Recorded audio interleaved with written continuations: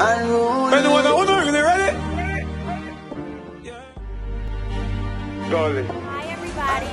Hey guys, Royal Ladies. Thank you, Royal. It's our Royal. The boy them want see me dead, one hot man like cigarette. I'm happy anywhere me there, everywhere me go, and I watch every dollar sign on me make. Well, okay, how do we come up with the crew? We want to actually shout out Divine Dances for this because without them, Royal Ladies honestly wouldn't be Royal Ladies.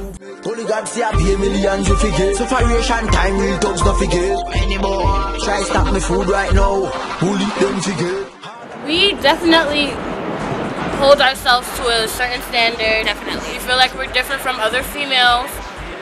So we're like, you know what? We're gonna call it Royal.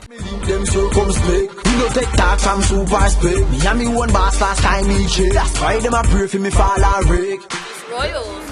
We're like, yeah, just Royals. Then a lady was like, why not Royal Ladies? Any more violate get bullet in a neck. That's why them vex and money make. No wrong. Who don't want some stuff? But we don't give a fuck. Who don't want some, bro? But we don't give a fuck. We don't give a fuck about nothing.